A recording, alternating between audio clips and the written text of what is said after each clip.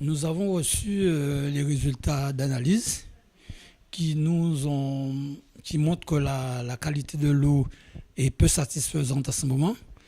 Ce n'est pas régulier, mais ça arrive, ça dépend des aléas, hein. On peut avoir par exemple une forte période de pluie qui fait que la qualité des eaux peut changer. On a des dispositions à prendre puisque quand il s'agit d'eau de baignade, le maire il est quand même responsable de la santé et de la sécurité au niveau de sa commune.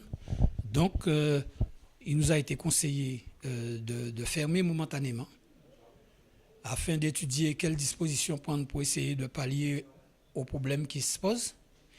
Donc on a eu une réunion hier avec un ingénieur d'études de l'ARS. Il faut savoir que la pollution qui nous a été signifiée est d'origine fécale, ce qui veut dire que ce sont les baigneurs eux-mêmes qui, quelquefois, en fréquentant le site, ou alors ça peut être aussi un problème de dispositif d'assainissement défaillant, qui, lorsque les eaux de pluie drainent, passent sur les terrains où se trouvent ces dispositifs défaillants, hein, par exemple une fosse d'assainissement, une fosse septique, ça peut polluer les eaux.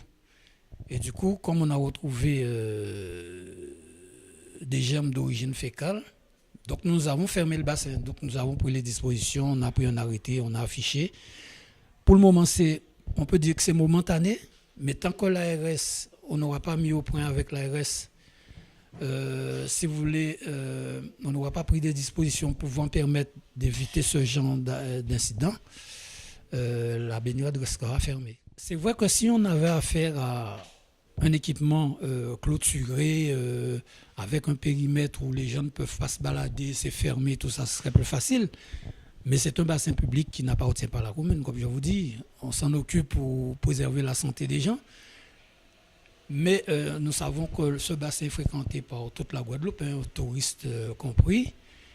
Et c'est vrai que ça fait un peu partie du patrimoine de la Guadeloupe. Tout le monde connaît les bassins de Doulé. Mais enfin, dans les médias, s'ils ne peuvent pas se baigner au bassin public qui est en bordure de route, ils peuvent se rendre dans l'autre bassin, le bassin des Amons, qui est en contrebas et qui ne pose pas les mêmes problèmes. Le problème, il est beaucoup plus complexe. On ne connaît pas si c'est une... si vous laissez...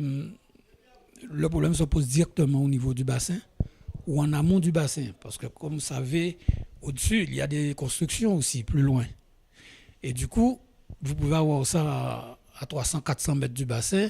Et une fois que vous avez les eaux de ruissellement qui arrivent, donc ce serait trouver le moyen de capter cette eau-là, faire un forage où l'eau arriverait directement dans le bassin sans être mélangée aux eaux de ruissellement. On nettoie régulièrement ce bassin, au moins 3 fois dans la semaine.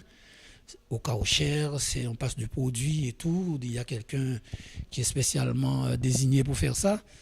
Donc le problème ne vient pas de nous, malheureusement. Il faudrait que tout chacun soit responsable et se dire que s'il y a le bassin public, c'est pour tout le monde, qu'il faudrait respecter les baigneurs qui sont dans le bassin, qu'il ne faut pas monter en amont. Donc on va essayer. On aimerait bien conserver en l'état, puisque ça fait partie du paysage de Gaubert. Mais si les résultats sont tout le temps mauvais, nous, pour éviter qu'on ne soit responsable de quelque chose qui se passe sur un terrain qui n'est pas le nôtre, on va prendre un arrêté de fermeture et on verra.